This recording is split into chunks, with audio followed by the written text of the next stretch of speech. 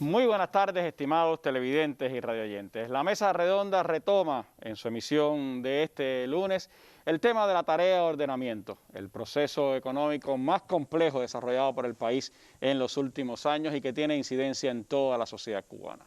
Hoy estaremos mirando especialmente al sensible tema de la asistencia social y los servicios sociales que la revolución ha creado a lo largo de estos años para proteger a la revolución cubana. ¿Cómo se conforma este sistema de seguridad y asistencia social? ¿Hacia dónde ha trabajado la revolución cubana para proteger a nuestras personas más desvalidas? ¿Cuáles son los principales servicios sociales que se brindan y cómo eso está concebido dentro de la tarea de ordenamiento? Sobre eso estaremos hablando hoy en nuestra mesa redonda, que tengo el placer de estar compartiendo nuevamente con el compañero Marino Murillo Jorge, miembro del Buró Político del Comité Central del Partido y jefe de la Comisión de Implementación y Desarrollo de los Lineamientos, y la compañera Martelena Feitó Cabrera, ministra de Trabajo y Seguridad Social. Con ellos estaremos acercándonos a este importante y sensible tema. A usted lo invito a que nos acompañe en esta emisión de la Mesa Redonda.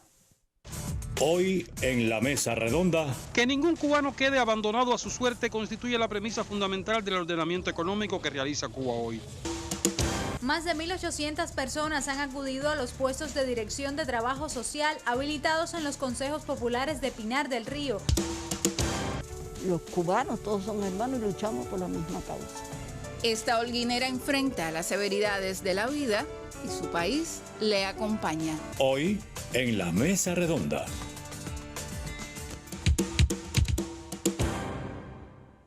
Bueno, estos son algunos de los trabajos, de los temas que estaremos abordando en nuestra mesa, pero antes de empezar con el tema de la emisión de hoy, vamos, como es habitual, a nuestra sección La Noticia del Día.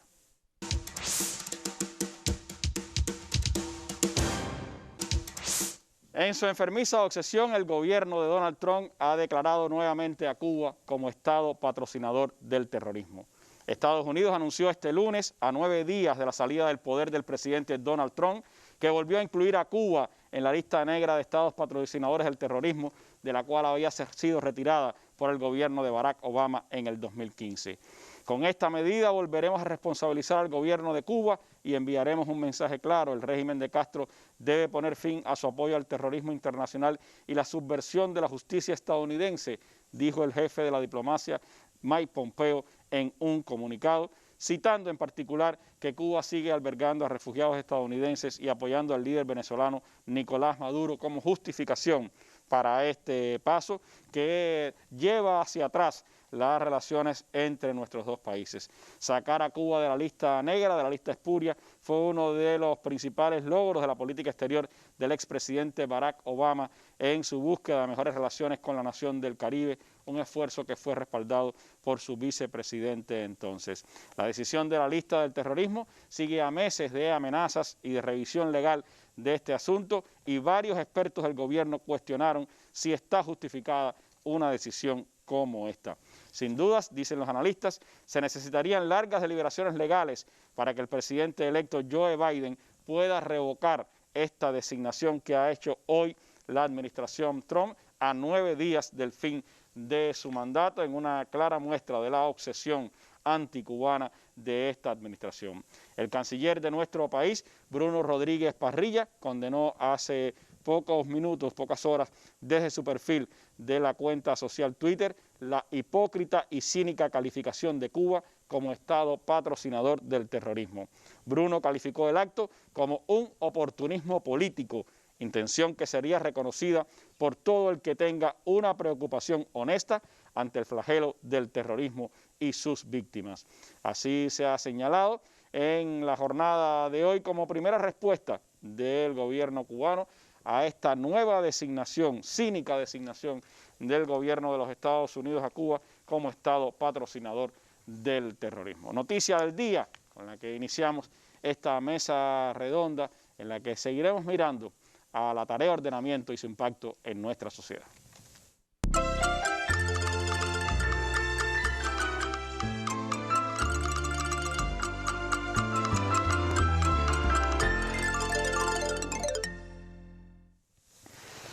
Bueno, la tarea de ordenamiento está en marcha desde el pasado 1 de enero en todo el país. Sin duda es un asunto que hoy es objeto de análisis, de atención, de debate de todos los cubanos. Porque hablar de un asunto como este no es cuestión de gobierno, no es cuestión solo de quienes tienen que implementar la decisión, sino es ante todo una cuestión de pueblo. El principal protagonista de todos los acontecimientos de nuestro país y la tarea de ordenamiento es de todos. Una de las premisas más importantes, Marino, que se ha hablado siempre que se enfocó la tarea de ordenamiento, ha sido que nadie quedará abandonado. Y sobre ese concepto me gustaría escuchar sus apreciaciones de cómo desde la concepción de la tarea de ordenamiento se valoró siempre con mucho cuidado y cuáles han sido las premisas con las que se abordó la atención a asuntos tan vitales como la seguridad social y especialmente la atención a las personas vulnerables. Bueno, Randy, buenas noches una vez más y a todo nuestro pueblo. Han sido días, yo creo que no es un secreto para nadie, de intenso trabajo. Y es verdad, como tú dices, que el día primero empezó la tarea de ordenamiento. Y todos decimos el día primero porque el día primero fue que se publicó, o se publicó no, que empezó a funcionar el nuevo tipo de cambio de la economía de 1/24, que es la mejor expresión de haber devaluado el peso de cara a las divisas internacionales. Pero hay que recordar que el 10 de diciembre se hizo público. Y se hizo público y 6 horas después de haberse hecho público por el presidente de la República, junto con el general de ejército Raúl Castro, primer secretario del partido, 6 horas después estaban todas las normas jurídicas en la Gaceta Digital, más de 100 normas. Y ya al otro día empezaron muchas opiniones, criterios, aún sin las personas tener toda la información. Y desde el primer día nosotros empezamos a estudiar todas las opiniones. Así fuimos a la Asamblea Nacional de diciembre, así lo explicamos. Así lo ratificó el presidente en sus discursos. Y desde que empezaron a salir las opiniones de las personas, empezamos a estudiarlo todo, porque eran opiniones muy responsables, serias, todo el mundo sabe a lo que me estoy refiriendo. Y fuimos valorando, haciendo propuestas y el gobierno aprobando. Así, por ejemplo, pasó por la electricidad. Después, ya más pegado al día primero, fue el tema de los CUC, cosa hoy bastante resuelta. Un número grande de cadenas de tiendas están aceptando CUC y a partir de hoy se incorporan Palmares, Caracol, Legren, que en su momento daremos la información de cómo va a ser. Es decir, lo que quiero decir con esto es que han venido ocurriendo cosas que se han venido revisando sin ningún tipo de problema. Lo que haya que rectificar se rectifica, lo que haya que arreglar se arregla, siempre que económicamente sea posible hacerlo. También es verdad que ha habido más de un problema o muchos problemas de implantación que se alejan de la política aprobada. Y también esas opiniones en las redes sociales y del pueblo que nos llegan, las agradecemos. Y ratificar entonces que es un proceso, como tú decías, muy transversal, muy complejo. Fíjate que del tema del tipo cambio casi no se habla. Desde que ve no se ha... De ese no se habla. Y nosotros decíamos que la tarea de ordenamiento tenía 4 aspectos fundamentales: quitar una moneda, quedarnos con un tipo de cambio, el tema de los subsidios excesivos y gratuidad indebida y el tema de los ingresos. Entonces, de los 2 temas, que en términos económicos era una de las cosas técnicas más complejas, se ha hablado, pero no con esa magnitud. Y de eso se ha hablado en lo que ha tenido reflejo en la vida de las personas. Por un lado, los precios y por otro lado, los ingresos. Diciembre es un mes complejo, de mucho gasto en la familia.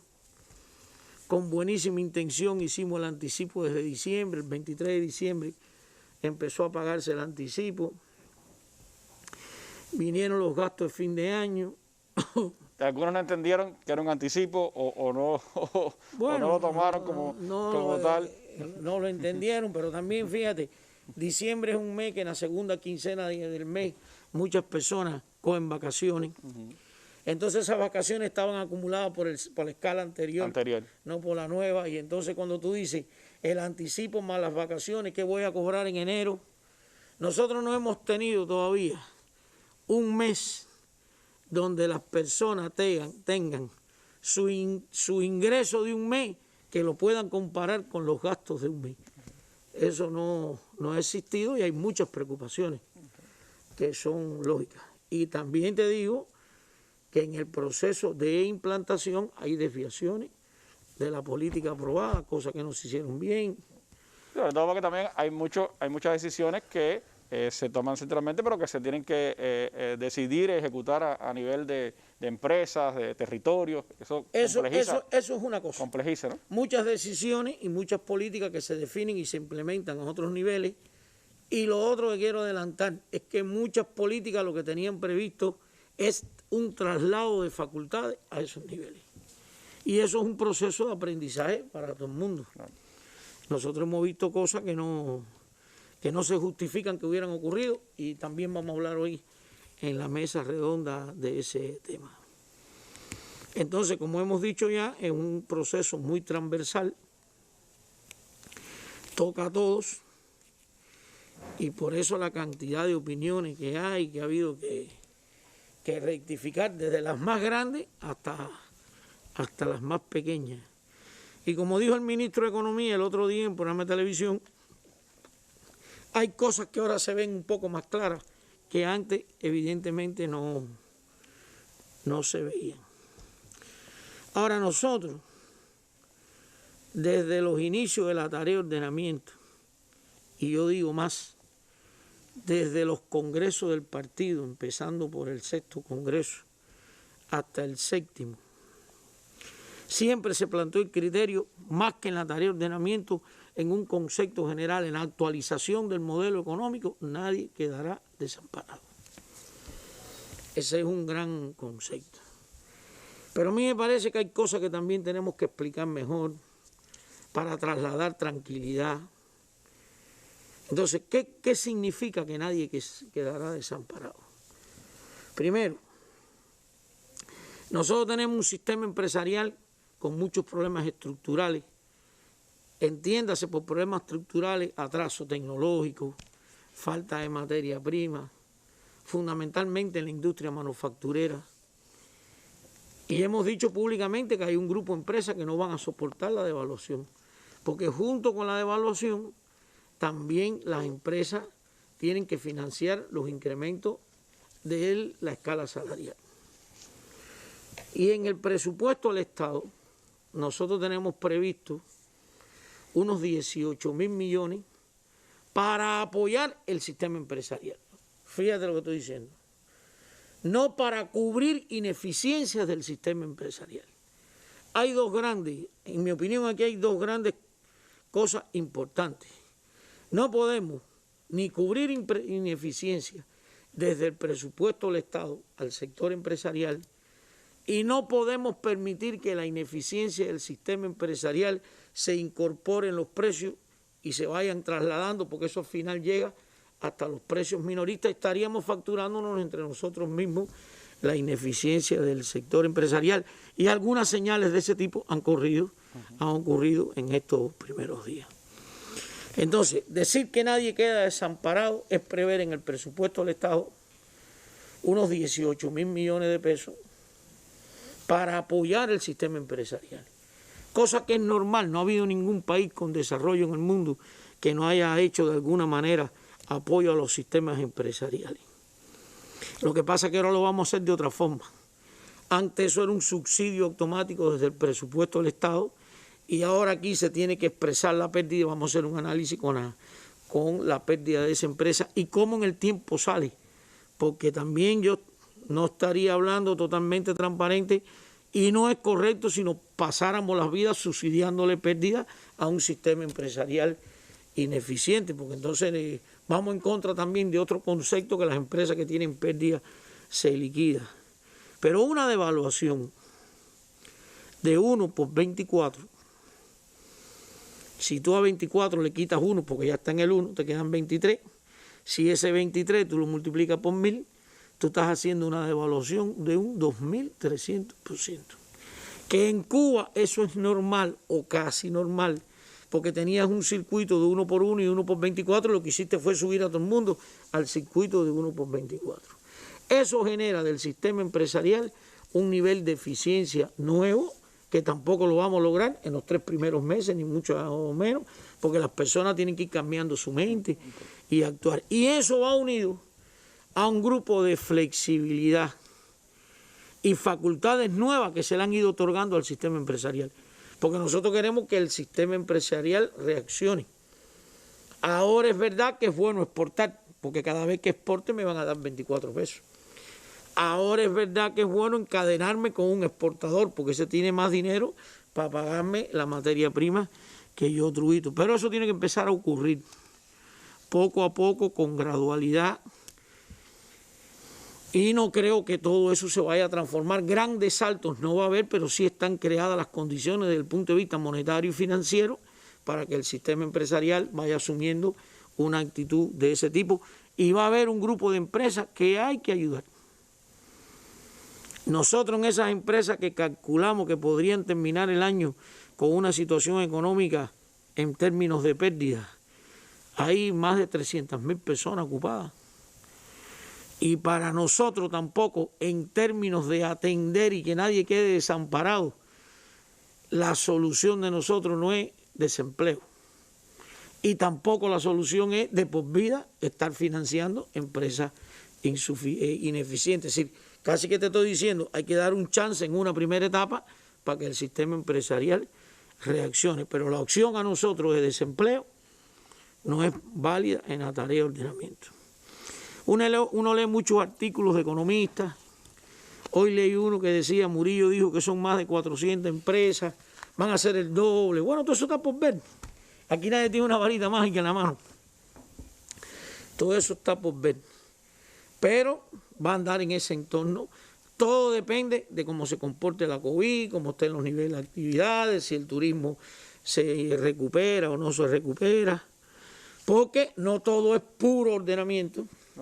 Y no todo es puro lo otro. El contexto económico... El contexto económico, como tú dices, es complicado y todo eso se mezcla. Y también te digo que químicamente separarlo y decir esto por ordenamiento, esto es por esto, es complicado. De hecho, el poder enfrentar la crisis económica tenía como un punto vital poder empezar el ordenamiento para precisamente ayudar a ese sistema empresarial. Una de las preguntas que se hacen las personas, si este era el mejor momento para hacerlo. Yo lo que digo es que entre más tensas están las economías y más problemas estructurales tienen, usted no puede seguir conviviendo con una moneda sobrevaluada contra las divisas internacionales. Pero bueno, esa es la decisión. Ya lo hicimos, ahora lo que tenemos que ver es que se haga. Siempre dijimos que los riesgos inflacionarios eran grandes y los voy a volver a repetir. Nosotros tenemos riesgos inflacionarios asociados al déficit de oferta. Tenemos riesgo inflacionario asociado al incremento del ingreso, aunque las personas puedan pensar que es poco. Tenemos riesgos asociados al incremento de los costos a las formas no estatales y tenemos un déficit del presupuesto del Estado en el orden de 86.000 millones de pesos, que también le aporta algo a los riesgos inflacionarios que tenemos. Pero bueno, una de las cosas que también provoca el déficit del presupuesto es exactamente la reforma de salario en el sector presupuestado, que como ya hemos dicho, de 3.100.000 personas, el 48% está en el sector presupuestado. Tenemos un sector presupuestado grande y también tenemos que pedir un poco más de eficiencia en ese sector presupuestado. Entonces, Randy, en ese entorno económico se toma la decisión. ¿Y cuál es otra expresión de que nadie quedará desamparado? Es lo que se va a explicar hoy aquí en la mesa redonda. Nosotros en el presupuesto tenemos 700 millones para atender las personas más vulnerables. Con esto no estoy queriendo decir que todo el mundo es vulnerable y que hay dinero para ponerle dinero a todo el mundo, porque los recursos son finitos. Y también estamos trabajando porque la mejor forma de eliminar la vulnerabilidad en un grupo familiar es el acceso a personas en edad económicamente activa y físicamente aptas para trabajar. Ya tenemos algunos ejemplos que después la ministra de Trabajo va a explicar. Es decir, financiamiento para apoyar el sistema empresarial evitando desempleo, financiamiento en el presupuesto del Estado con un enfoque muy social hacia las personas vulnerables e incluso en términos de productores, cada vez que a un productor tú le subsidias algo porque le pones un precio para estimularlo, también de alguna manera eso es protección a las personas. Entonces, eso yo lo explico aquí como concepto general y muchos pudiéramos estar de acuerdo. Y esa es la gran política pública aprobada. El problema también es que en esas políticas públicas, entonces hay casos específicos donde te quedan en un entorno que no es el de la política pública.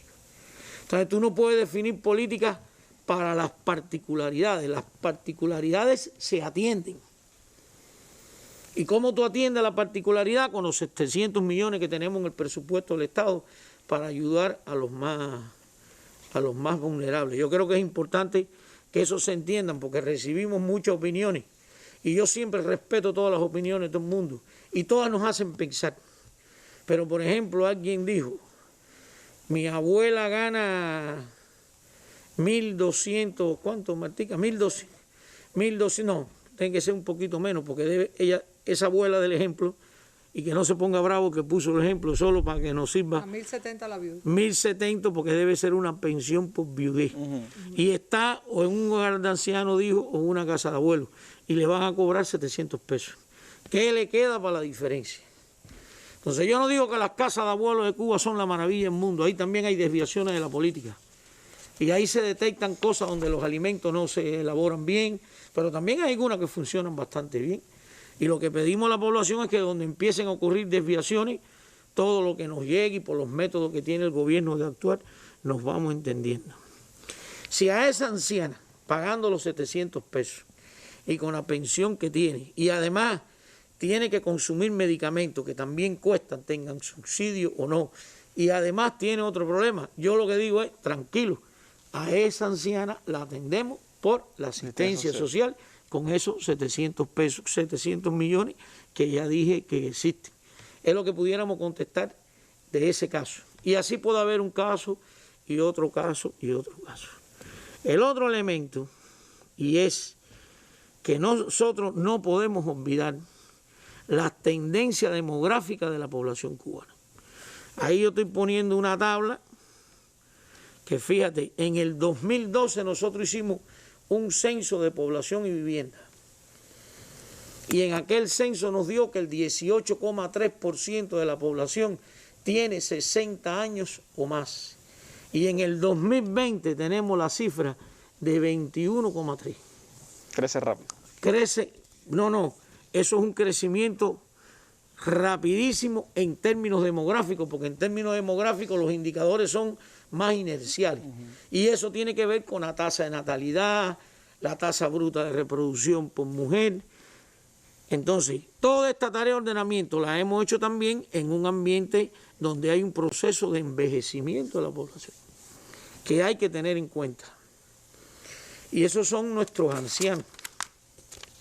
Pero esos son los ancianos que trabajaron y nos hicieron crecer a nosotros hasta aquí ahora, en este momento. Por tanto, no hay nada más humano que atenderlo. Este año, te quiero decir, el que cerró el 2020, nacieron 105.000 niños y se murieron 111.000 personas. Es decir, es un año donde nacen menos personas que las que fallecen. Eso quiere decir que la población cubana en este año... Decreció, ¿no? No, lleva varios años decreciendo. Sí, este año decreció, pero lleva varios años decreciendo. Pero este decrecimiento da una señal de que biológicamente la población cubana no se reproduce, porque fallecen más que los que nacen. Y nosotros teníamos previsto que esto ocurriera en el 2024, 2025, 2026. pero se han deteriorado mucho los indicadores.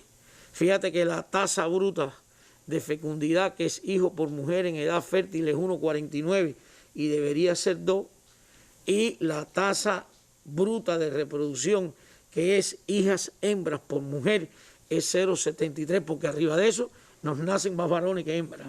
Eso son muchas complejidades que no quiero demorar. Eso quiere decir, la tarea de ordenamiento también se hace en un momento en que hay una tendencia hacia el envejecimiento poblacional de la sociedad cubana. Entonces, en la próxima pancarta que tendrá la ministra de Trabajo la posibilidad de explicar cada uno de los puntos, ¿qué vamos a ver hoy? Hoy vamos a ver la estructura del sistema de seguridad social cubano, vamos a ver la asistencia social y los servicios sociales, que incluye el sistema de alimentación a la familia, los servicios en hogares de ancianos y casas de abuelos, la protección a las madres de hijos con discapacidad severa, servicio de asistencia social a domicilio, pago del consumo eléctrico a pacientes con enfermedades crónicas y protección a núcleos familiares vulnerables. Y al final, la ministra va a dar una información sobre un financiamiento salarial que estamos diseñando, pero eso lo dejo para que ella explique los conceptos y el porqué. Ahora, de estos temas que he dicho aquí, quería comentar, Randy, algunos. El sistema de atención a la familia. Eso se le dice en mercadito comunitario. Eso tiene varios nombres populares. SAF. Pero su nombre es Sistema de Atención a la Familia. Bueno, ¿cuántas personas se atienden en esos sistemas? Ahí se atienden 76.715 personas. El 47,5% son jubilados. Y todos los jubilados subieron sus ingresos. Yo creo que es bueno que pongamos eso bien ahí, en una esquina. Todos los jubilados subieron sus ingresos. El 21,9% son casos sociales. El 15,9% son atendidos por la asistencia social. Son personas que la asistencia social tenían déficits nutricionales y los ubicaron ahí. El 7,5% son discapacitados. El 6,8% no jubilados y el 0,3% son embarazadas. Entonces, primero, un grupo grande de estas personas subieron sus ingresos. Y segundo, todas estas personas, aunque almuerzan y comen aquí, reciben lo que le toca por la canasta familiar normada. Es decir, no es excluyente. Y en el caso de las embarazadas, todo lo que tiene que ver con las embarazadas se quedó subsidiado. Porque nosotros recordar que todavía en el consumo tenemos 30.000 millones de pesos para subsidiar personas. Te quedan entonces dos disyuntivas. Quitas aquí un poco de subsidio y atiendes personas, o sigues subsidiando los alimentos que vienen para aquí, aun cuando subiste el ingreso. Cada vez que tú en la red minorista tienes dos precios diferentes, te complica en términos de control. Eso pasa también con la aceptación del CUC. Tú no puedes poner a todo el mundo a recibir CUC, porque cuando tú recibes un CUC ya diste 24 pesos. Si ese CUC se pierde, vuelves a tirar para la calle 24 pesos. Es decir, todas las unidades que reciben CUC, le estamos montando un sistema de control que garantice que ese CUC cuando se recoge se destruya, porque ya no existe, hay que destruirlo. Entonces aquí te pasa igual. En estos lugares se mueve una cantidad de recursos importantes que tú no puedes poner, por ejemplo, aquí una libre pollo en 60 centavos y que valga 20 pesos por otro lugar. Entonces aquí la decisión fue subir los ingresos y quitar un nivel de subsidio importante para tratar de ir eliminando precios diferentes para el mismo producto. Y responder también con un lineamiento que viene desde el 6º Congreso de atender personas y no productos. Entonces, hay algunas personas de estos 76.000 que con su subida de ingresos y la subida de los precios se siente que se han quedado desamparados. Y nosotros lo que decimos es, mucha calma, que nadie se va a quedar desamparado. Si aún con la subida de los ingresos, como la anécdota de la abuela, o el caso de la abuela, para no decir anécdota, a esa abuela hay que ayudarla, nosotros tenemos fondos en el presupuesto racionalmente para atender a las personas. Estoy ratificando, claro, que la posición de la revolución y el gobierno siempre ha sido atender a los más vulnerables. Y eso se mantiene. Lo que pasa es que un poco diferente, por lo menos en materia de operatoria, de cómo hacerlo. Como también te tengo que decir que nosotros tenemos información que no justifica nada que el primer día de enero se hubiera aparecido alguien con un almuerzo en 30 pesos. Porque todos esos almuerzos, Randy, se hicieron con los inventarios que quedaban. Y con los precios anteriores. Y con los precios anteriores. Entonces no hay necesidad de haber amanecido el 1 de enero diciéndole a un ancianito esto que el almuerzo le iba a costar 30 pesos, aunque ya hubiesen cobrado. Entonces, esos 76.000 ancianos están en 1.445 lugares, unidades. Que también la idea de unificar los precios nos permitía en esas unidades dar otros servicios.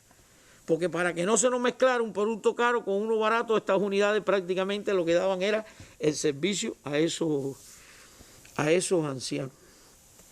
Y también tenemos información de lugares donde no se elabora bien la comida.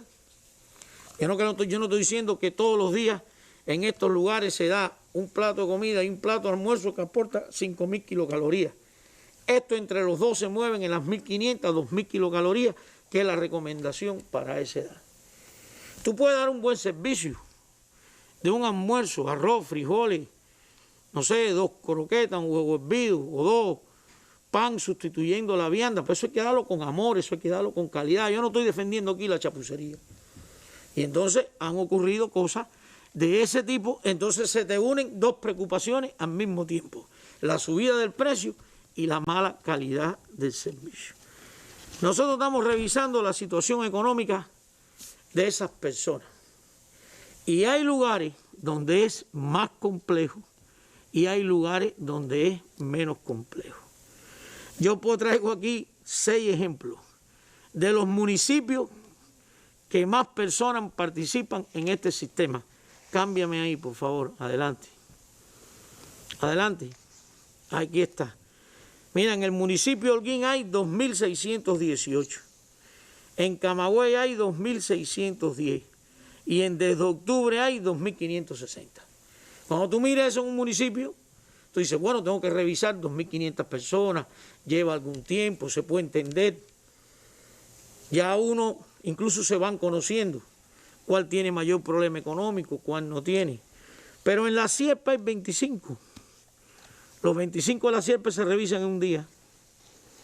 Y en Ciro Redondo hay 31. Y en Cautocristo hay 42. No se nos puede crear confusión con 31, con 25, con 42, ni con 2.206, con 2.600 tampoco.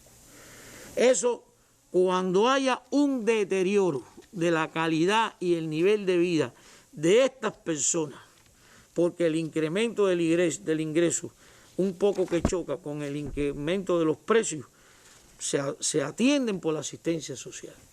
Hay que ver la asistencia social como otra vía para atender a las personas. De hecho, hay un % aquí que es como el 12%, ¿no, ministra?, que le paga el servicio, la asistencia social. Era un primer elemento. El otro, antes de darle la palabra a la ministra, son los pensionados. En Cuba hay 1.670.000 pensionados. Entonces, en el punto de partida, con una pensión entre 280 pesos y 300 pesos, estaba el 51,5% de los pensionados. En 300 pesos el 17,4%. En 350 el 8,2%. Y de 3,85 a 4,45 el 12,8%. Y después, a partir de 501, me volé un tramo, está el 7,1%. ¿Qué pasó entonces con el incremento del ingreso de estas personas? Mira, todo lo que estaba entre 280 y 320, no, todos los que estaban entre 280 a 300, fueron más o menos 1.528. Y así fue subiendo hasta el famoso 501, que es la pensión actual, más los 1.528. Todas estas personas pensionados mejoraron su ingreso sustancialmente.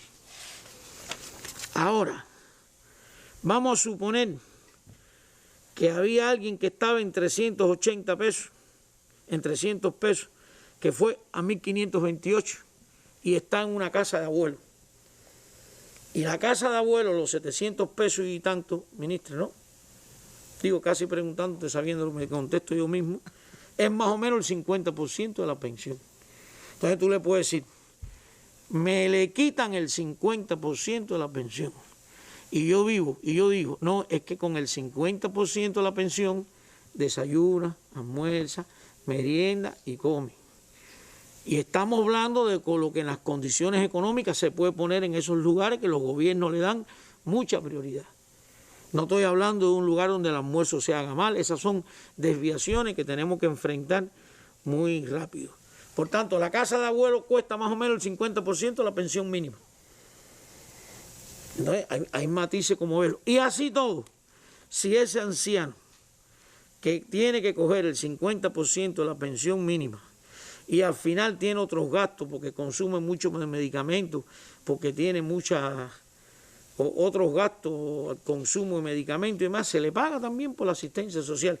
Primero hacemos un análisis del núcleo familiar, porque los datos que di del envejecimiento poblacional de más de un 21% con personas de más de 60 años, no es posible que toda la responsabilidad caiga en el Estado cubano. Tiene que haber también una responsabilidad de la familia.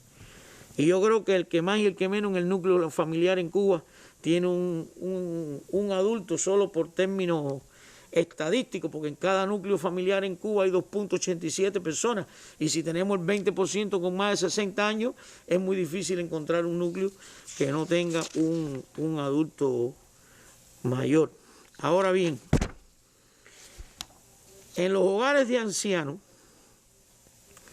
nosotros tenemos 2.324 personas. Adelante, por favor. 2.324 personas. Y asumen el pago íntegro 513.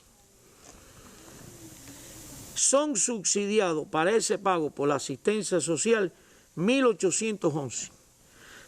Parcialmente 1.353 y totalmente 458. Antes de la tarea de ordenamiento, nosotros pensamos que ahora con la subida de ingresos, algunos vulnerables salgan de la vulnerabilidad. Pero lo que sí ratifico es que esta política no la ha cambiado nadie. Si nosotros, para que una persona esté en un lugar de ancianos, tiene la asistencia social que pagar parte del costo del lugar de ancianos, eso está previsto que se haga. Eso es parte de la política. Estoy trasladando tranquilidad a las personas de menos ingresos. Fíjate que las personas que no tienen ingresos, que están en un hogar de ancianos y lo asume la asistencia social, se le dan 60 pesos de gasto de bolsillo. Por si el viejito sale del hogar de ancianos, va a la esquina, se compra, cualquiera me pudiera decir que con los precios actuales 60 pesos, pero se le dan los 60 pesos y el Estado lo asume todo y él duerme en el hogar de ancianos. Entonces, mucha tranquilidad a todas las personas vulnerables en Cuba, que la política de la revolución es atenderlo y seguirán atendiendo.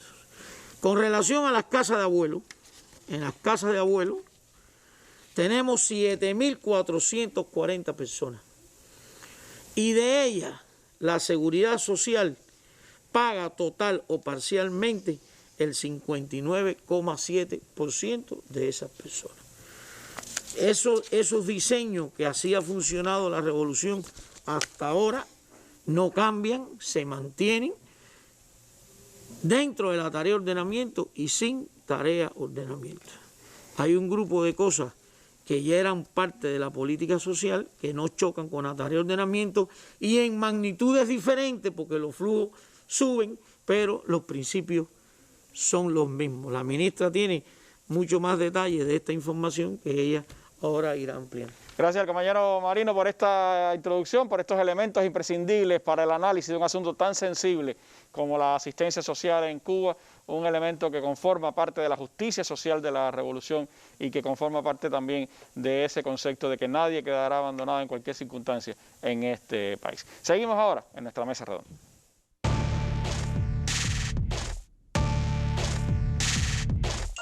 Un espacio para el análisis de los más importantes acontecimientos de Cuba y el resto del mundo.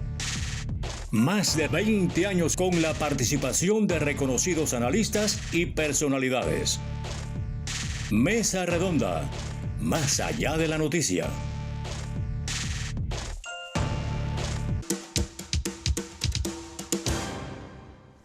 Bueno, sin duda hacer un análisis sobre el impacto de la tarea de ordenamiento en la asistencia social cubana, en los servicios sociales que reciben parte de nuestros ciudadanos, necesariamente tiene que llevarnos a mirar con integralidad este asunto. Por eso, con esta introducción del compañero Marino, hay muchos elementos, ministras, que nos dan la seguridad de cómo se ha venido actuando, pero me gustaría ir a la esencia de ese sistema, es decir, cómo está estructurado el sistema de seguridad social en nuestro país, cuáles son los principios que animan, por un lado, la seguridad social, por el otro, la asistencia social y los servicios sociales a nuestra población, y cómo se concibió dentro de la tarea de ordenamiento la transformación tanto de los ingresos que reciben los pensionados de la seguridad social como las ayudas que reciben las personas a través de la asistencia social. Buenas noches, Randy, buenas noches, Marino, a todo nuestro pueblo y, como siempre, un especial saludo a nuestros intérpretes de la lengua de señas. A mí me gustaría empezar lo que quiero exponer con una frase de nuestro comandante en jefe, cuando dijo: no hay un solo ser humano desamparado y sin seguridad social en nuestro país. Eso es obra de la revolución. Y traigo esta frase que es del año 1994 con toda la intencionalidad. El momento más duro del periodo especial. Y no del inicio del triunfo de la revolución, donde hubo que constituir de cero un sistema de seguridad social, porque lo primero que encontró la revolución fueron desfalcadas las 52 cajas de retiro. Aquí no había dinero para pagar a los pensionados. Y como tú dices, porque estábamos en pleno periodo especial. Y ni siquiera en ese momento, donde la situación económica del país estaba tan, pero tan tensa, donde había tantos trabajadores que estaban interruptos, donde hubo que hacer hasta un proceso de disponibilidad, ni siquiera en esos momentos se dejó de pagar a cada uno de nuestros pensionados su pensión el día que le correspondía. Eso es importante. Y tampoco se dejó de proteger a ninguna persona que no tuviera suficientes ingresos por la asistencia social. Entonces, eso es una voluntad de la política social de la revolución cubana que se mantiene en el tiempo, que la tarea de ordenamiento no cambia los principios fundacionales que tiene nuestra seguridad social cubana, y eso es muy importante que se domine, que se conozca y que la población siga con la confianza que tiene en su sistema de seguridad social. Estructuralmente tiene dos partes. Tiene un régimen de seguridad social que protege al trabajador y a su familia, que ofrece prestaciones monetarias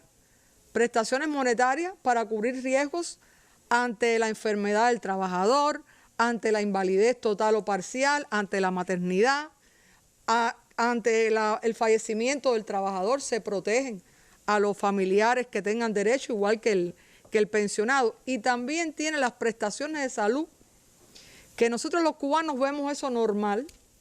Ojalá la mayoría o el 50% de los sistemas del mundo tuvieran incluido dentro de la seguridad social una prestación gratuita de salud. Y nosotros, además de que es gratuita, de que es universal, tenemos que esa prestación de la salud es preventiva, es curativa y es de rehabilitación, con una gama de servicios por dentro. Eso es un sistema de seguridad social robusto.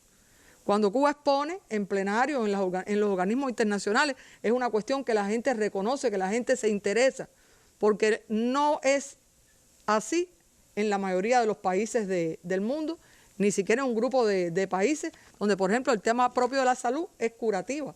lo que tiene el sistema de la seguridad social, pero preventiva como la tenemos nosotros y de rehabilitación no se incluye y es paga a partir de determinado tiempo de cotización. Y complementa ese régimen de seguridad social el régimen de asistencia social. La asistencia social protege fundamentalmente a aquellos ancianos sin recursos ni amparo familiar, a las personas que no están aptas para trabajar o que no tengan familiares en condiciones de prestarle ayuda, porque como explicó el compañero Marino, la asistencia social tiene también un componente de responsabilidad familiar. No todo es con cargo a la responsabilidad del Estado, también la responsabilidad familiar aquí tiene mucha importancia. Y cualquier otra persona que así lo requiera, es una mano que el Estado te tiende ante una necesidad, pero la principal seguridad que tiene nuestro país en la esfera social es el derecho al empleo, porque el empleo es la piedra angular de todo el sistema de seguridad social nuestro. Aún así, las personas que están en estas situaciones de vulnerabilidad se le ayuda y para eso hay prestaciones que tienen un carácter monetario y tienen los servicios sociales de la asistencia social. También hay servicios sociales de salud que vamos a ver más adelante. Entonces, hablando ya propiamente del impacto de tarea de ordenamiento. También como se refería aquí, tenemos actualmente 1.671.000 pensionados de la Seguridad Social. El 100% de los pensionados fueron beneficiados. Nosotros anteriormente se han realizado algunos incrementos de pensiones donde se han beneficiado una parte de los pensionados, sobre todo los de menores ingresos, que también ha sido una política de nuestra revolución desde su inicio. En la tarea de ordenamiento se benefició el 100% de los pensionados de la Seguridad Social. Y nosotros en el último cierre que vimos, ya el 98% de estas personas hicieron efectivo el cobro de su pensión, que además lo hacen de manera adelantada. Que lo podían hacer desde diciembre. Entonces ellos cobraron la pensión del mes de enero, la cobraron adelantada en el mes de diciembre. Pero ya hicieron uso de ese derecho.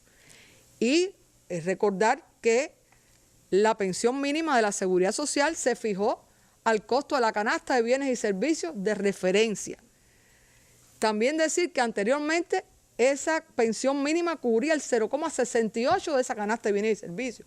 O sea, la tarea ordenamiento mejora la capacidad de compra de esa pensión que finalmente se incrementó 5,5 veces la pensión mínima anterior con relación a la pensión actual, y eso es uno de los aspectos que quería destacar. Ahora, para este año, el presupuesto de la Seguridad Social es superior a 33.000 millones de pesos. Es una cifra que tiene un peso importante. Pero dentro de la cifra más alta de toda la historia. Dentro no, claro, producto del cambio, es la primera cifra de esa magnitud que va a tener el presupuesto de la Seguridad Social. Pero en términos porcentuales del Producto Interno Bruto, en términos porcentuales de la actividad presupuestada del Estado, es significativa. Solo se compara con los gastos que tenemos en salud y en educación. Son cifras importantes.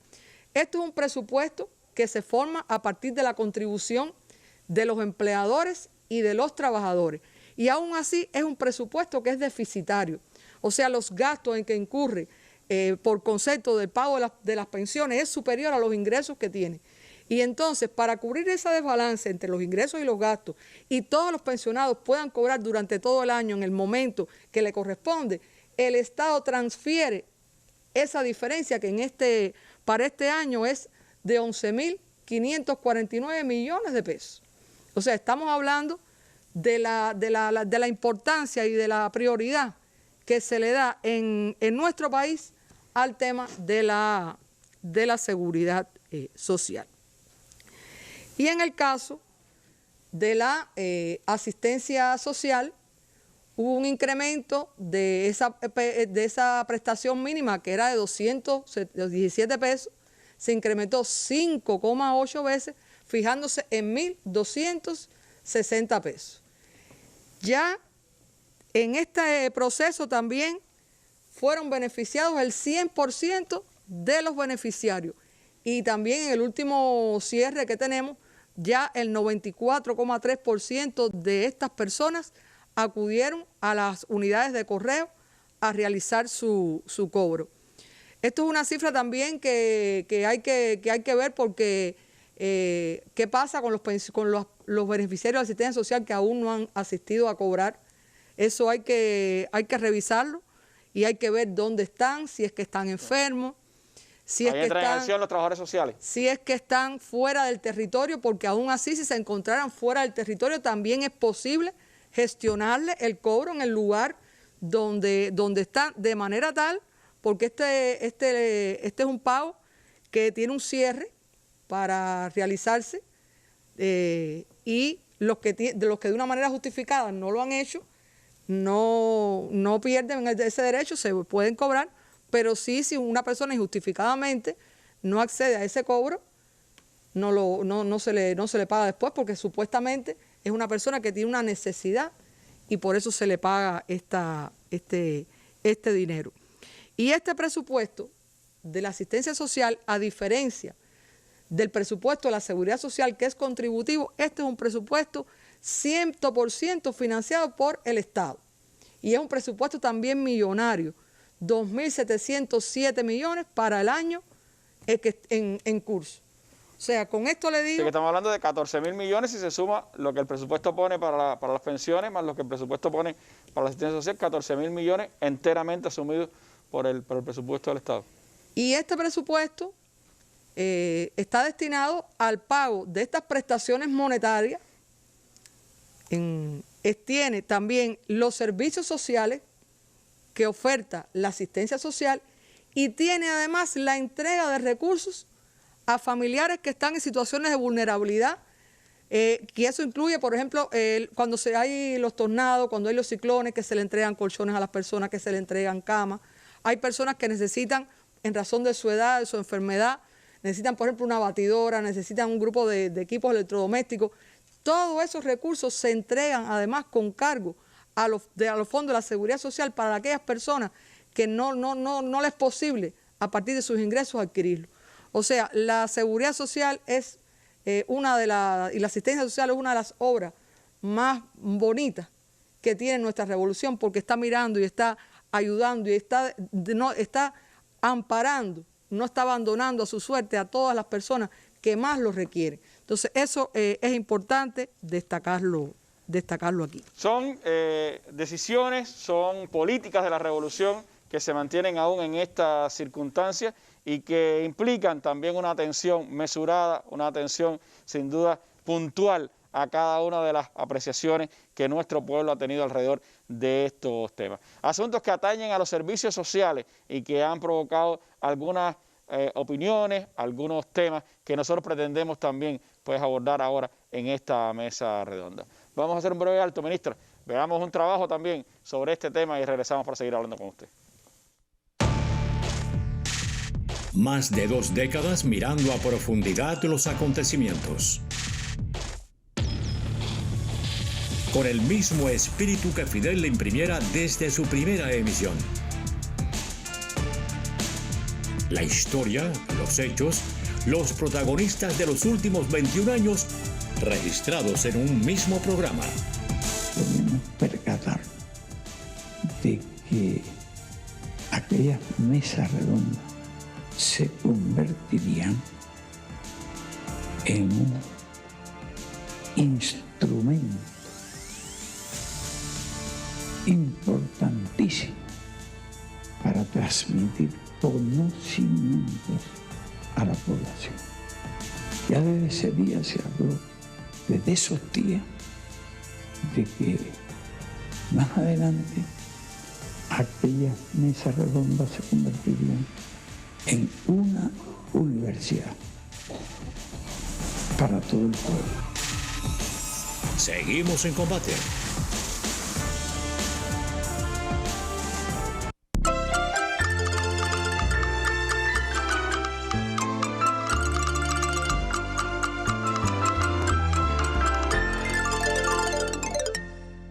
Vivieron algún tiempo en La Habana y un buen día decidieron regresar a Holguín. Esa mañana Norma leía el diario a su hija como de costumbre, pero una buena noticia interrumpió. Buenos días. Vengo a informarle que su caso fue presentado en el Consejo de Dirección y fue aprobada la prestación monetaria. Ya sabemos, ya estamos tranquilas, podemos comprar lo que viene. Y entonces, bueno, pues ya no tengo que preocuparme, ni ella tampoco. El Consejo Popular de Aguas Claras en el municipio cabecera conoce su historia. Alina perdió la visión hace 3 años y hoy depende de su madre. La vida también ha sido difícil para otros holguineros. Algunos siguieron el proceso y resultaron vulnerables económicamente de cara al ordenamiento monetario. 159 locales reciben a las personas interesadas en toda la provincia. Se han atendido más de 3.000 personas, no todas han sido por solicitud de protección, sino para orientarse de todo este proceso y además para solicitar empleo.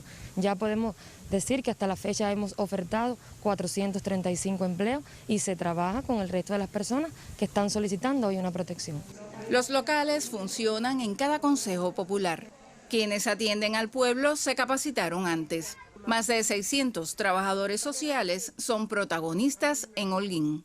Hicimos un proceso de actualización donde las familias vulnerables las visitamos, conversamos con ellas, vimos cuáles eran sus principales necesidades para llegarle un tratamiento diferenciado a cada persona. Las direcciones municipales de trabajo y seguridad social evalúan y aprueban el tipo de atención para cada caso.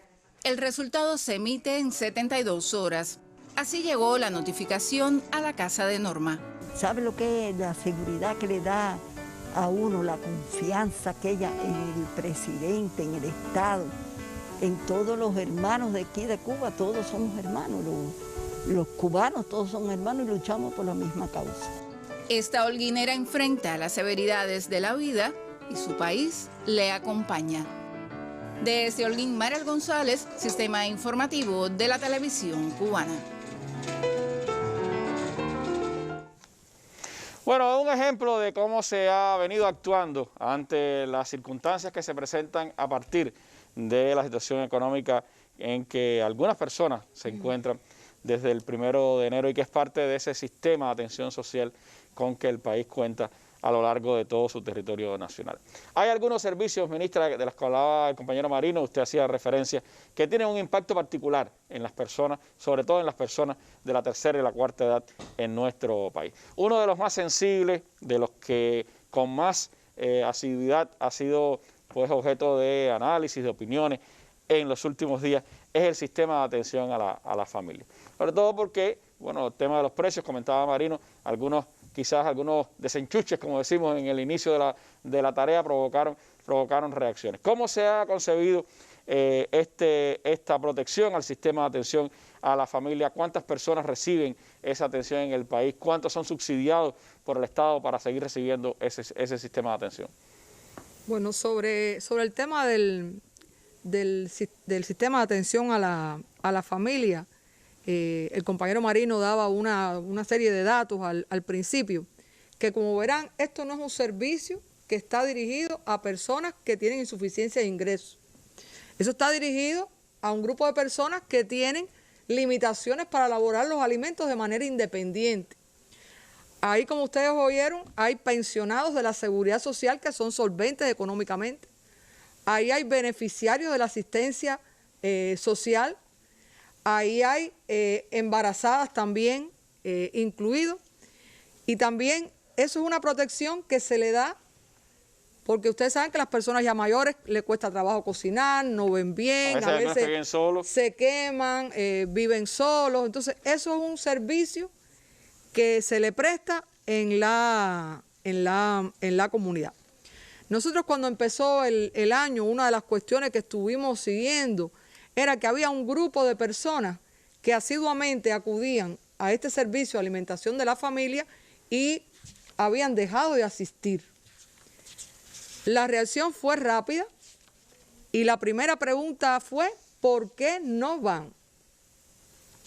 Una de las cuestiones que se identificó fue el tema de los precios. Y rápidamente el Ministerio de Comercio Interior con el Ministerio de Finanzas y Precios comenzaron a revisar qué era lo que estaba pasando ahí. De hecho, hoy hay un grupo de personas, un equipo de trabajo del Ministerio de Comercio Interior que está revisando, está tocando con la mano la situación que tiene este sistema de atención a la familia, que también, como explicaba el compañero Marino, requiere de calidad en lo que se esté ofertando, a partir de las existencias que hay ahí, pero lo que se oferte se tiene que ofertar con calidad, se tiene que ofertar con amor. Son casi 77.000 personas las que... Son 76.810 personas que en estos momentos reciben este servicio. Y hay 12.000 personas que ese servicio actualmente lo subsidia la asistencia social, porque con la prestación de la asistencia que tenían anteriormente no le era suficiente para realizar ese pago y además asumir todos los otros gastos que tenía en el domicilio. Con esto solamente quiero reiterar lo siguiente: cualquier persona que requiera de este servicio esté en estos momentos protegido en el sistema de atención a la familia o que se requiera incluir, no existe ninguna dificultad, no existe ningún impedimento para que se incluya. Y si es insolvente económicamente, la asistencia social puede asumir ese gasto. Lo que no puede pasar es que alguna de estas personas no vaya porque tiene un alto precio y entonces no almuerce o no coma. Eso nosotros no lo podemos permitir. A esa persona hay que protegerla. Y lo que queremos es que todos los adultos mayores que estaban asistiendo a este sistema de alimentación a la familia continúen asistiendo, y ya verán que los precios que se han fijado oscilan entre 8 y 13 pesos, como explica el compañero Marino. Eso es la política, eso es lo que está establecido.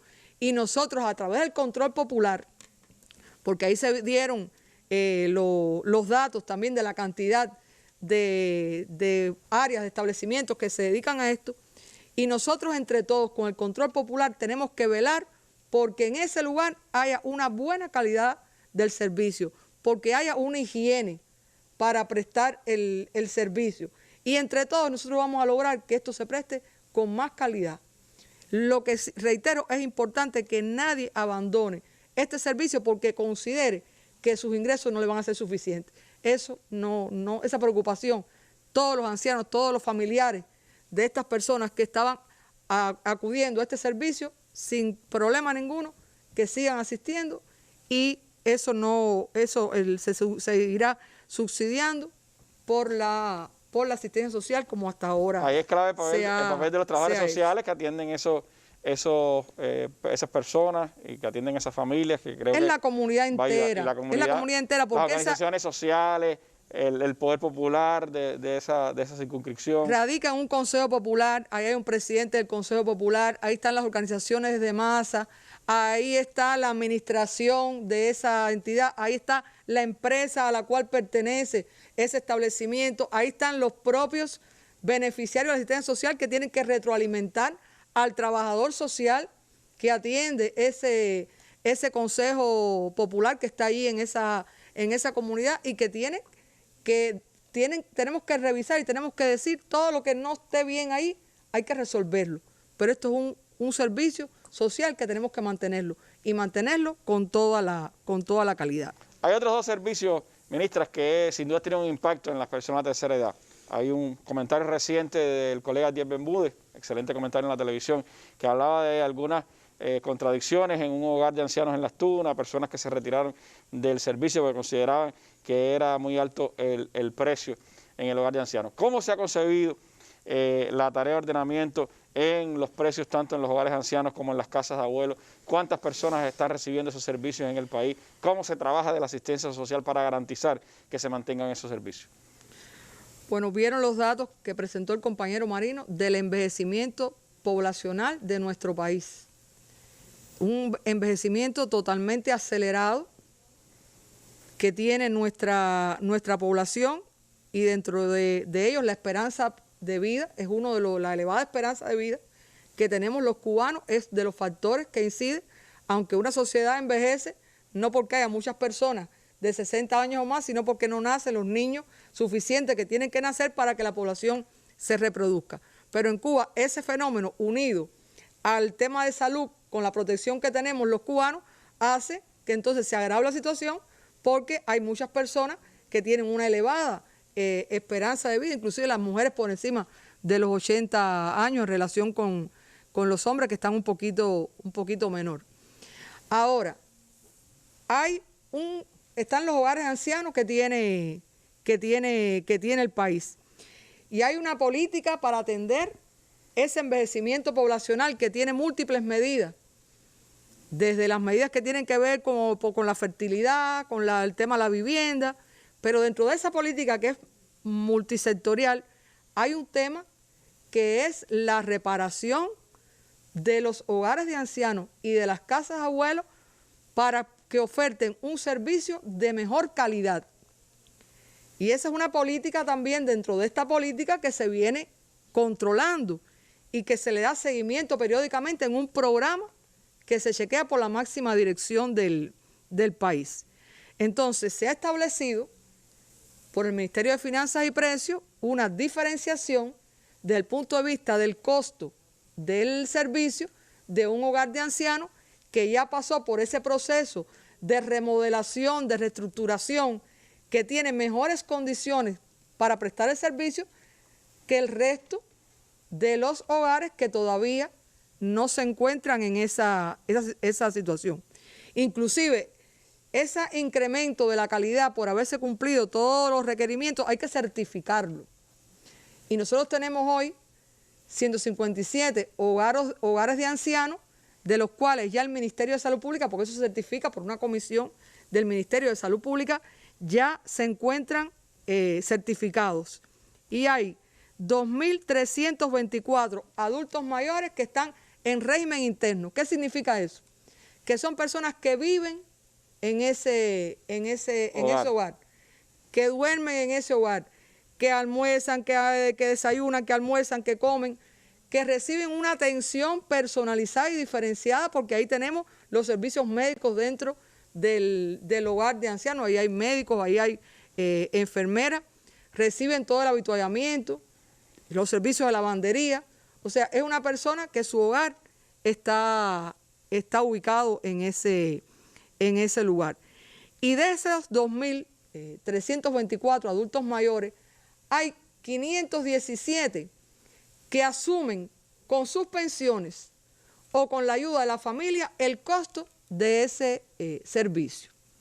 Y hay otro grupo, que son 1.811 personas, que la asistencia social asume el costo total o el costo parcial. ¿Qué quiero transmitir con esta información?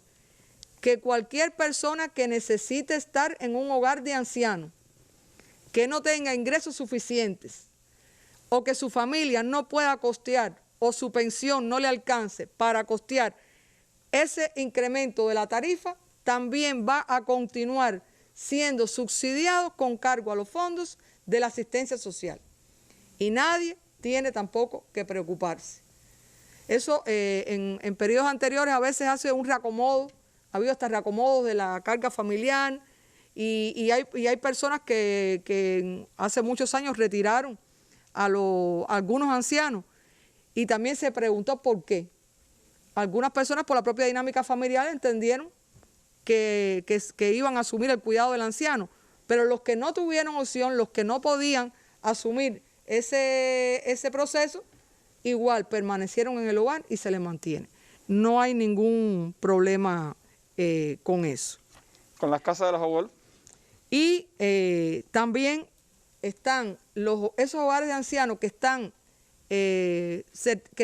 pueden ser con el pago a tiempo completo porque están internos, pero también la asistencia social asume el pago de los que están semi-internos, que son personas que van a ese hogar de ancianos, que es una modalidad que tiene también el Ministerio de Salud Pública, y van por la mañana y se retiran por la tarde, que son básicamente ancianos que están al cuidado de familiares que laboran, y durante todo el día el anciano permanece en el hogar de ancianos cuidado, protegido, con toda la asistencia médica, y por la tarde ya se retira y duerme en su casa.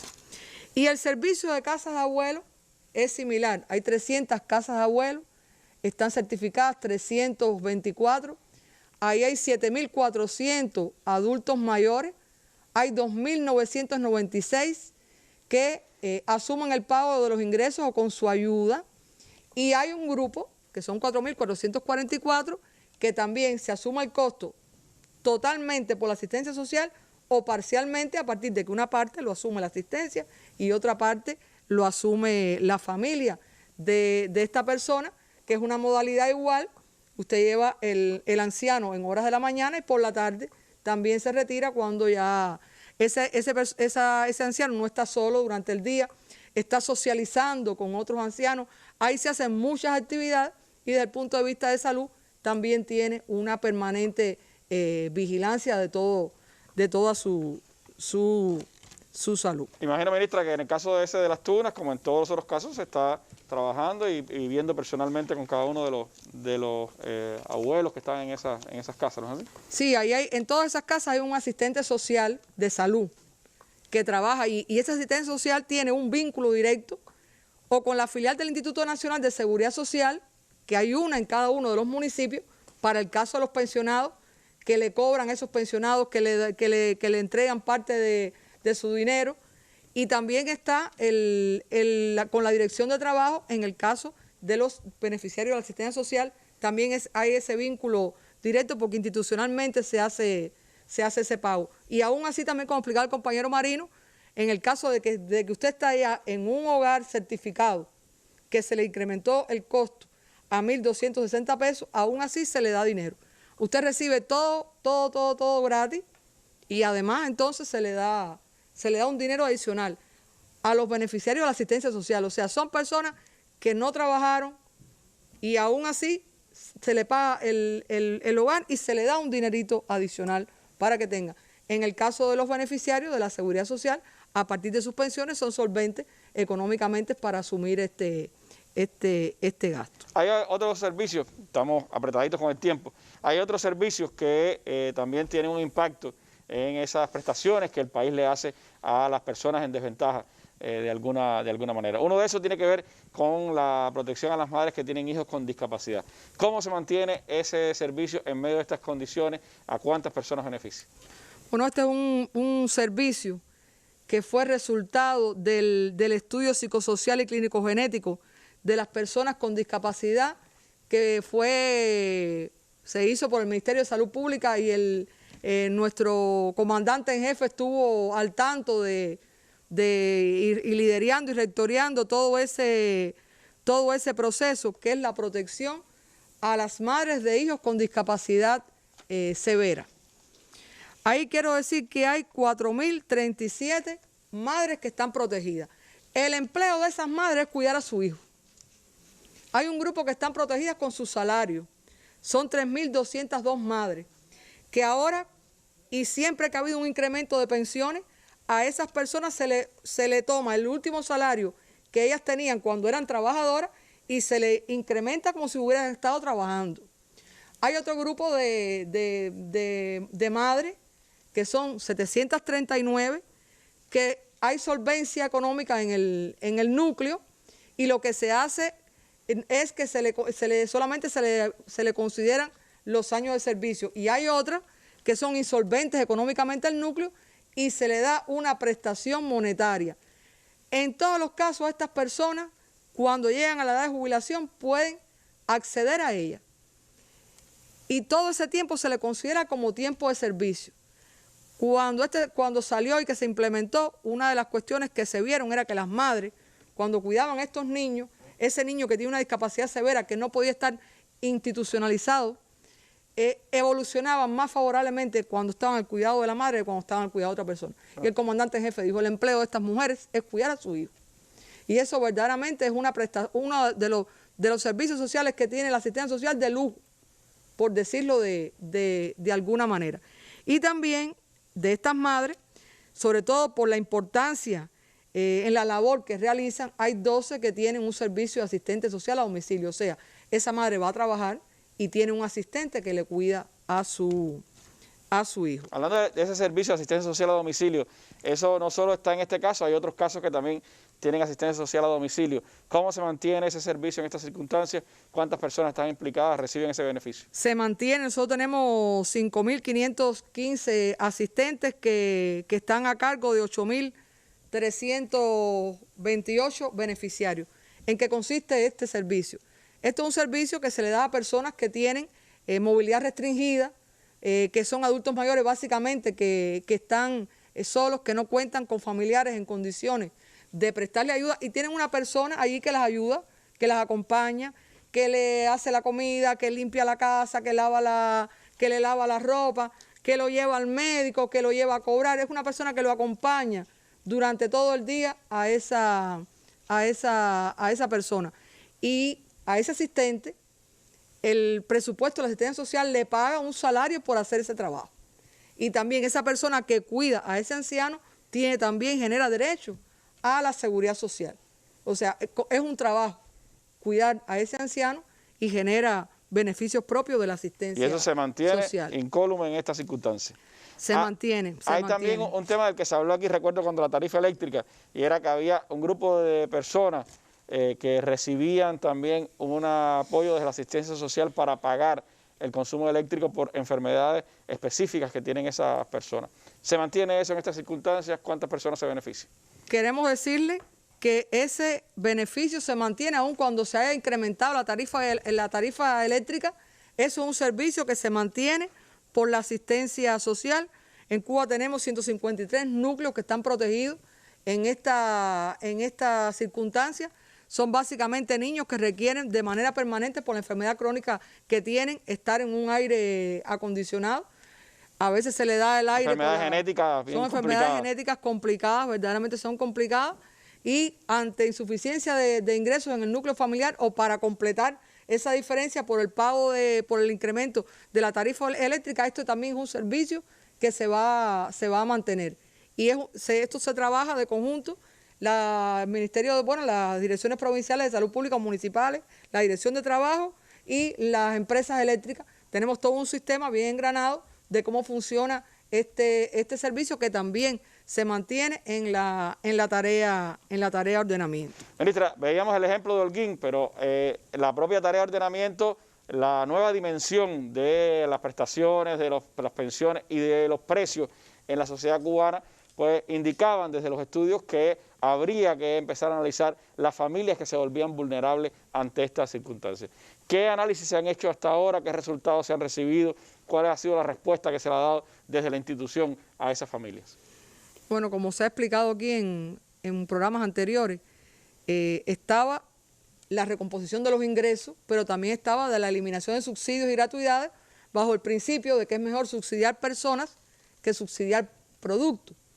Y por tanto, eso hizo que se eliminara el subsidio a muchos productos y entonces pudieran, y se previó así, bueno, el compañero Marino dio la cifra, son 700 millones de pesos que están destinados en el presupuesto de este año de la asistencia social para nuevos núcleos que pudieran resultar económicamente vulnerables. Fíjense, aquí la palabra clave es económicamente vulnerable, porque hay un grupo de núcleos que tienen otro tipo de vulnerabilidades que no son las que estamos atendiendo. Por ejemplo, hay una persona a lo mejor que tiene una situación de alcoholismo en el núcleo familiar. Hay una situación de discapacidad. No, estamos hablando de una persona que los ingresos que tiene ese núcleo no le son suficientes para asumir el pago de los servicios básicos y la canasta de alimentación. También esto es un presupuesto que es finito. Nosotros somos un país que tiene problemas de situaciones económicas. La tarea de ordenamiento, una de las cosas que se hizo fue para que el país, para motivar el interés por el trabajo, para que el país se desarrolle económicamente y naturalmente eso va a incrementar la calidad de vida. Y aún así existe este procedimiento. Queremos decir que toda persona, todo núcleo familiar que se sienta en condiciones de vulnerabilidad en estos momentos, pueden acercarse al lugar que está destinado en el Consejo Popular para atender estas solicitudes. Nosotros tenemos en estos momentos 29.934 personas que han solicitado esta protección. Ya se le ha dado a casi 14.000 personas han sido protegidas. Y hay otro grupo de personas que no se han protegido. ¿Por qué? Porque se ha evaluado, esto no es una evaluación unilateral. Esto se hace un expediente. Siempre digo lo que está establecido, porque es muy importante la política, el diseño de la política. Ese trabajador social que está ahí hace la evaluación del caso y lo transmite a la dirección de trabajo, que se lo evalúa de una manera colectiva, de una manera colegiada, y entonces se otorga o no la prestación. Y un grupo de estas personas, 4.443, la protección que se le dio fue un empleo, que esa es la principal protección que se le puede dar a un grupo de personas. Esto tiene un término de 72 horas, de hasta 72 horas. Y nosotros ya también hemos detectado en algunos lugares demora con la entrega de los cheques. Entonces, esas son de las cuestiones que se diseñan y hay que cumplir lo que se diseña. Y no hay sábado, no hay domingo, no hay día, no hay noche. Esto es un proceso expedito. Fíjense, esto se hacía anteriormente en el Ministerio del Trabajo y todas las prestaciones excepcionales, porque son prestaciones donde en el núcleo hay ingresos y se requiere completar porque no son suficientes. Entonces, esas prestaciones venían antes al Ministerio del Trabajo y el Consejo de Dirección del Ministerio del Trabajo tenía que analizar cada una de estas prestaciones. Cuando la COVID-19 practicamos esa descentralización y hoy por hoy eso se hace a nivel de municipio. Por tanto, es una protección que puede irse dando muy, muy rápido ahí en el territorio. Eso es importante, que la respuesta sea desde las instituciones territoriales lo más ágil posible para enfrentar circunstancias excepcionales como esta. Hablando de excepcionalidad, ministra, en estos minutos finales que nos quedan, ¿ha habido algunas preocupaciones con las personas a partir de que durante diciembre disfrutaron de vacaciones, a partir de que se incorporaron nuevos al trabajo o de que estaban en licencia sin sueldo, etcétera, y se han visto afectados de alguna manera con el nuevo salario, lo que han recibido al iniciar este mes de enero? ¿Qué ha decidido el gobierno con respecto a esas personas u otras causas, como puede ser también los que no entendieron el anticipo y pueden haberlo gastado, sin tomar en cuenta las consecuencias, ¿no? Bueno, con el oído en la tierra, como nos han enseñado, seguimos este tema. Y es verdad que pasó eso, que estaban de vacaciones, que era con el salario anterior, había personas que no estaban trabajando, había personas que estaban de subsidio, había personas que como era fin de año gastaron el anticipo. Y lo cierto es que hoy, durante el mes de enero, hay un grupo de trabajadores que tienen ingresos insuficientes para asumir el precio. ¿Qué decisión tomó el gobierno ante tal situación? Facultar a los jefes de las entidades laborales a conceder a solicitud del trabajador, y reitero, a solicitud del trabajador. No es automático. No es automático, no es para el que hay trabajadores que no lo necesitan, que no lo requieren, pero sí, a solicitud del trabajador se dispone de un financiamiento salarial de 1.000 pesos ante insuficiencia de ingresos por cualquier causa, o por las vacaciones, o por haberse incorporado recientemente al trabajo, u otras causas que el trabajador plantee y que la administración debe valorar. Ahora, esto es un anticipo, un financiamiento salarial, y por tanto, como un financiamiento salarial, hay que devolverlo. Entonces, eso se contabiliza como una cuenta por cobrar corriente. Económicamente, contablemente, eso las administraciones saben cómo hacerla. Y entonces el trabajador, en un término que hay que conveniar con él, la administración con el trabajador, que no exceda de 4 meses, debe devolver, descontado de su salario, ese financiamiento. En los próximos 4 meses pagando 250 salarial. pesos. Eso sería en 4 meses a razón de 250 pesos mensuales, pero sí pondría en mejores condiciones a ese trabajador para en el mes de noviembre, que no tiene ningún ingreso, poder enfrentar esos precios.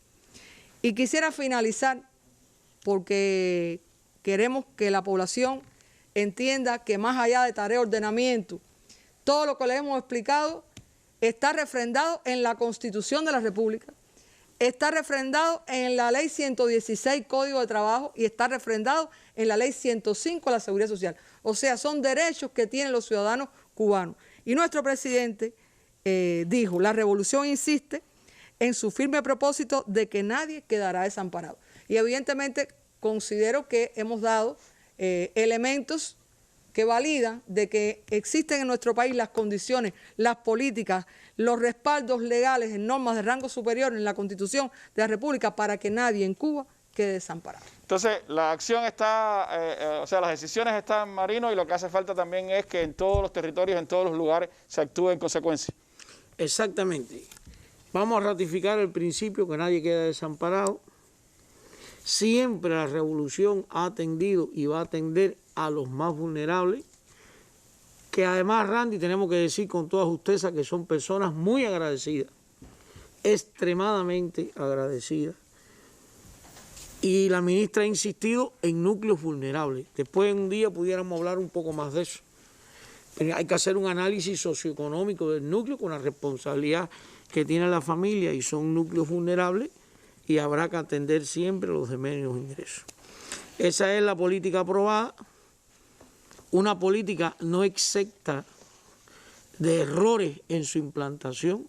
Aquí no se pueden permitir chapucerías y en ocasiones insisten. Yo creo que, como decía la ministra, el control popular es importante porque todas estas personas son vulnerables y hay que atenderlas. Y sobre lo último que ella decía del financiamiento salarial por todas las condiciones, sí quería dejar claro que es un derecho, no es una obligación.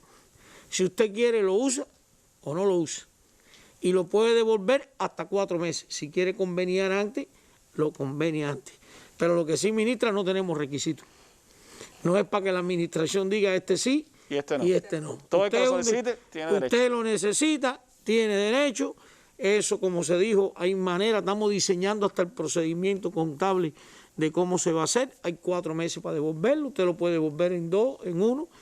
Y entonces, Randy, en las próximas mesas redondas se sigue trabajando el precio de los comedores obreros, los precios del sistema de atención a la familia y ratificarte el objetivo de por qué vinimos aquí y trasladar tranquilidad a nuestro pueblo, que todas las personas vulnerables serán atendidas como corresponde. Bueno, gracias Marino, gracias a la ministra Marta por haber estado con nosotros. Nos vemos mañana en una nueva mesa redonda. Estaremos hablando de los tributos, el impacto de la tarea de ordenamiento y cómo será la campaña 2020-2021 en el ámbito de los tributos. Así que acompáñenos mañana en la mesa redonda. Buenas noches.